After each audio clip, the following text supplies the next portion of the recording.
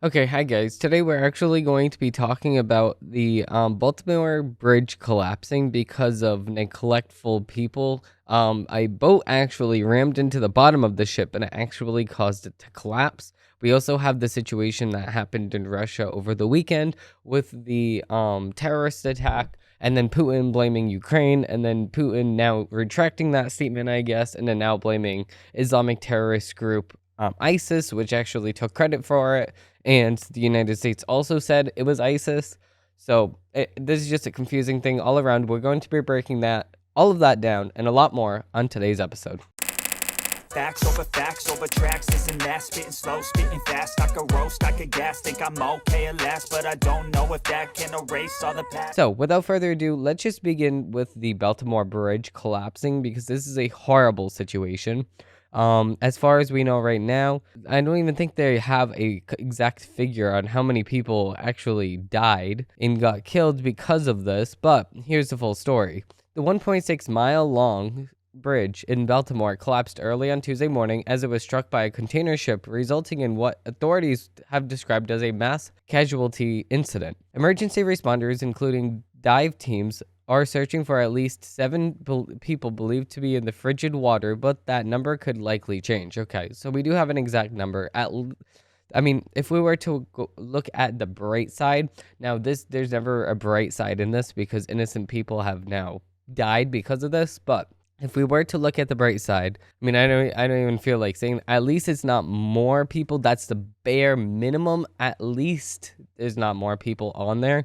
Every single life obviously is plentiful. Every single life matters. Every one life is too much. I agree. All of those things, but at least it's not like at 5 o'clock traffic time when there's hundreds of people. That's the bare minimum. Bare minimum. But this should have never even happened. Emergency responders are searching for the people, like I said. Quote, "We are still very much in an active search and rescue posture at this point, and we will continue to be for some time," Wallace said.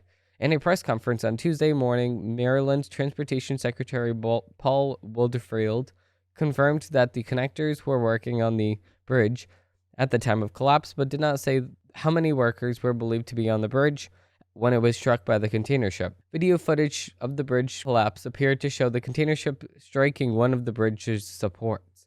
So watch this video here. Yeah, that's crazy. Can't believe somebody, how dumb do you have to be to actually go and drive into the support for the bridge? The ship that struck the Francis Scott Key Bridge is shattered by the Danish shipping company Maersk, the company told CNN. The ship was carrying Maersk customers' cargo. According to the company, the vessel, which is called Dali, was on its way to Sri Lanka. Quote, "We are horrified by what happened in Baltimore, and our thoughts are with those people affected," Maersk said in a statement. Baltimore Police Chief Richard Warley said there is absolutely no indication that there is any terrorism. This was done on purpose. Another video of the collision of the bridge showed the ship's lights going out before it hit the bridge. So maybe it was a malfunction. This is the second video here. Yeah, so I mean, you can see that the ship actually did go out, so maybe there was a malfunction under the ship, so they didn't realize that they lost electric. I don't know, and they couldn't steer the ship away from the support beam of the bridge that fast. This was actually at 1:30 a.m. So yeah, that's a very, very sad situation to even see this. Even though there was not that many people on the bridge, thank God. Every single person that was on the bridge at that time, I don't think they're gonna make it, because that's crazy. That went down real fast. The Francis Scott Key Bridge is part of the Interstate 695, also known as the Baltimore Beltway, and is a major crossing of the Palpasico River. The White House said that it is closely monitoring the bridge's collapse, saying that there is no indication of any nefarious incident. This is a developing story. Update the page for details. So yeah, there's no more details about that. That's just crazy how fast it actually went down. So it's not like it was like shaking and then you had some chance to actually get off the bridge. If you were on there, you had no chance. If you were on the bridge at that time, within milliseconds, the bridge was on the floor or on the ground. So it's sad. Hopefully they find the rest of the people that are that were on the bridge at the time and now they're underwater. If you were underwater for that long, I don't think that you are making it. So yeah, my thoughts are with the family that was affected by this event. It's a very sad event. Anytime this like a situation like this happens with neglectful people, like the people that were driving the ship, it's a bad situation. With that being said, we do have another article. We do have another Daily Wire article. We have Trump scores legal win as the New York appeals court allows him to post lower bond in civil fraud judgment. Now, he was supposed to be able to do this from the very beginning because they know that every billionaire doesn't just sit on a pile of cash like Scrooge McDuck. Like, they don't just sit in a pile safe of money. That's not what rich people do. They keep their money in assets. And you can't sell even a stock. I was trying to sell stocks before. You need to wait at least 2 weeks for the stock to go through. So let's just say the first week would just be the processing of it, and then it takes like 3-4 days to actually go into your account because it's some of it's slow mail, so you get a check, or some of it is an ACH, and then that takes like 24 to 48 hours. So it all depends. It's just a very slow process. They knew that he was not going to be able to pay $464 million within a couple of weeks. So yeah, this was supposed to happen from the very beginning. Let me just see here. So it's now down to $175 million. The ruling comes hours after the deadline for Trump to post a bond on Monday, meaning New York Attorney General Letitia James could seek to collect on the former president and seize his assets. The court's decision will likely prevent James from pursuing the seizure of Trump's property for now. Prior to Monday appeals court decision, Trump would have had to pledge 120% or around $550 million in collateral to a bond company, an amount his lawyers said that last week would be a practically impossible to obtain. While Trump blasts a net worth of in the billions, much of his wealth is in real estate, which bond companies usually avoid taking as collateral, according to the New York Times. Judge Arthur Engoron ruled in an agreement with James last month that after the Attorney General brought civil charges against Trump, alleging the former president inflated his net worth and middled investors. In his judgment, Engoron ordered Trump to pay $350 million, which has increased to $464 million, including interest, and also ordered Trump's co-defendants to pay $10 million. Last week, Trump posted on Truth Social saying the tough, hard work, talent, and luck. He had nearly $500 million in cash in hand and intended to use it for money for his 2024 presidential campaign. The leading 2024 presidential candidate is also in court on Monday for a separate civil case, seeking another delay in the case against him, which is charged with falsifying business records and covering up the alleged affair with porn actress Stormy Daniels. Okay, so if he's covering it up, why does the court care? It doesn't make a lot of sense to me. And also at the same exact time, falsifying business records, every single business in America does that. Every single business does that to some extent. So why is Trump being prosecuted? It's because he has a big red target on his back, and instead of him being extra careful, he did what every other businessman does, which is, just running their business as per usual, not worrying about their political targeting. And then he gets hit with all of these lawsuits. It doesn't make any sense here. Trump blasted the cases brought against him, posting on Truth Social on Monday morning. These are rigged cases, all coordinated by the White House and the DOJ for purposes for election interference. The number Engoron set is fraudulent. It should be 0. I did nothing wrong, the former president added. The DA case that I'm going to today should be dismissed. No crime. Our country is corrupt. And I completely agree. As much as this is a win, like we would say that it's a win just because of the fact that he has to pay less money, but him paying any money is not right because nobody else has to pay any money when they do this type of stuff in New York. It's just disgusting because they're obviously politicizing the event and they're obviously making sure that he's going to go bankrupt, if not bankrupt, then poor by the end of this because they just want to take him down. That's all they want to do. Speaking of taking people down, Kamala Harris actually claps to a Puerto Rico protest song, and she stops once an aide translates what they're actually saying. Here's the video. So as we can see right here, everybody's dancing, everybody's having a good time here. And then the person sitting next to her is just clapping, and then she starts clapping.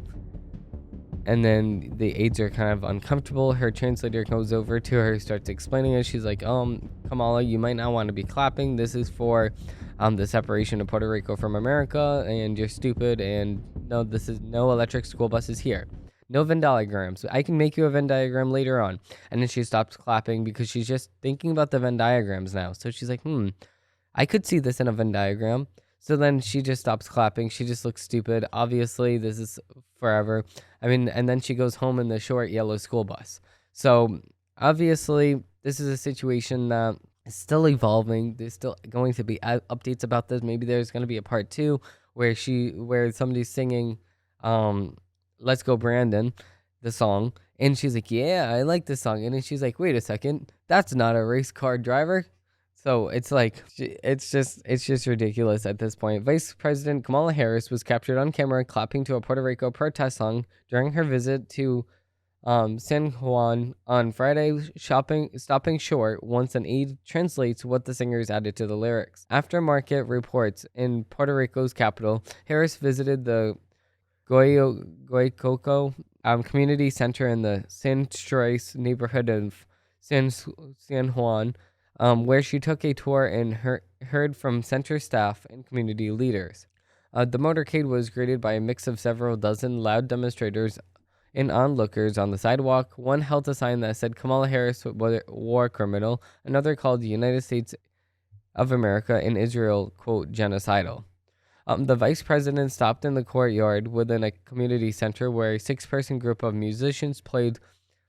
Pool cameras captured Kamala Harris clapping her hands and nodding along as she watched and listened. A singer performed occupied by a piano. According to RNC research, Harris was clapping until the aide translated what they were actually saying. This is what the song says. The woman sitting next to Harris translated, according to the Associated Press. Okay, so the woman standing next to Kamala actually translated, saying, quote, "We want to know, Kamala, what did you come for? Long live Palestine and Haiti too," the band said. According to the account managed by the Republican National Committee, Harris then stopped clapping and instead folded her arms and slightly nodded as the song continued. So now that she's actually figured out what actually the song says, instead of her clapping, she's actually like, no, yeah, I still like the song. I'm just going to do it more subtly. Like, it's just stupid. Why are you clapping or nodding at all? It's funny that they're saying Kamala Harris and Joe Biden is a war criminal. Doesn't make any sense. They're barely supporting Israel. Every single step of the way, they have said, no, Israel, don't do that. No, Israel, do not protect yourself. No, Israel, do not go and have repercussions for the terrorists that attacked you and killed 1,200 people. No, do not do that. Why would you do that? No. And that's what Joe Biden and Kamala Harris says every single step of the way. And then they're being called the war criminal? It doesn't make any sense here. Before visiting the community center, Harris has visited a residential home outside of San Juan that was damaged during Hurricane Maria, but has since been outfitted with solar panels and water tanks through a federal program. She's joined by the Secretary of Energy, Jennifer Granholm, Deputy Secretary of Housing and Urban Development, Eduardo Todman, and Puerto Rico Governor Pedro Pizarro. Quote, what we all need to do is just simply supply the community and the talent here with the capacity and the resources. So President Joe Biden and I have been very intentional about what we are going to be doing for the leaders and the people and the families of Puerto Rico. So far, our administration has invested over $140 billion in Puerto Rico, Harris said, championing new innovations and making technology. Yeah, so there's a demonstrator with a sign, "We did it, Joe. Crimes against humanity, ethics cleansing, war crimes, genocide, forced starvation," which that's not even true. Ethnic cleansing. What ethnic cleansing is Joe Biden and Kamala Harris doing? The only ethnic cleansing that we see is over there at the Middle East with the Jewish population only having one state in the Middle East, while the rest of the Middle East is consistently Muslim. in everyone else. It's everything else. It's Muslim, Afghanistan. We see all of these different people, all the majority of which is Muslim, and then you see the Jewish population almost 0%, maybe 2% in some countries, but people in Afghanistan barely any Muslim people. You look in the Gaza Strip, barely any Jewish people. You look at Gaza or Hamas, zero, zero Jewish people. They get killed. So yeah, about that. Who's doing the ethnic cleansing here? It's all of the other people. It's not Joe Biden. Joe Biden doesn't even, he barely even knows what his name is. He doesn't even know what he's even doing in the Middle East. With that being said, we're going to be digging into the media's takes. So digging right in, we actually have a CNN article. We have Biden and Harris team up for a rare joint appearance in North Carolina and to take on the GOP over healthcare. Joe Biden and Vice President Kamala Harris will seek to take on Republicans over healthcare when they visit North Carolina on Tuesday, looking to press what they believe in is a winning issue ahead of November's election. The stop marks as a rare joint appearance on the road by the president and vice president, highlighting the emphasis in the dual will place on healthcare as they prepare to face off against former President Donald Trump. It comes the same day as the Supreme Court is set to hear arguments on access to abortion medicine. Mayford Preston, telling up summer discussion that could have major implications for abortion rights, which is not a right. Killing your child is not a right. Biden advisors believe Tuesday visit will provide a stark contrast between the Democrats' ticket vision for healthcare and the reproductive rights and proposals put forth by Republicans, the common sense ones. So obviously CNN has their view on quote unquote reality, but at the same exact time, that's what their quote unquote healthcare is about killing your child, which is not healthcare. It's actually the opposite. It's actually killing, so it's not healthy. Duh. With that being said, we do have another article. We do have a Federalist article. We have February data shows new record high for Biden's border invasion. So, the invasion at the southern border intensified last month when more than 189,900 illegal aliens crossed the border were caught entering the United States that tried to cross the border. The statistic marks the highest number of illegal border crossers recorded in any February since United States Customs and Border Protection began tracking apprehensions in 2000. It comes on the heels of the most single month foreign trespasser encounters ever, more than 300,000 recorded by border officials in December. As illegal immigration continues to dominate voters' concerns heading into the 2024 election, President Joe Biden and his allies and corporate media are doing their best to cover up the ongoing influx of foreigners. When the administration and the outlets aren't refusing to mention the crisis, they are spinning and downplaying the data to distract criticism from the Democrat regime. Arrests for the illegal border crossings nudge up in February, but still among the lowest of the Biden presidency. Among the lowest of the Biden presidency doesn't mean much after 3 years of record-breaking crossings, crime, and trafficking that can all be traced back to the Biden's first day in office when he revised his predecessor's border security measures.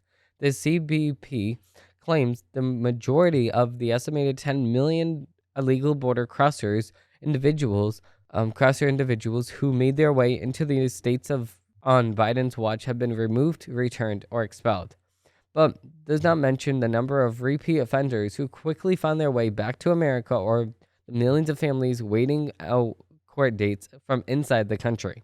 Yeah, completely right, because of the fact that they are so backed up in the court system, you cannot even get your court case until years and years and years and years and years from now. So what are you going to do in the meantime?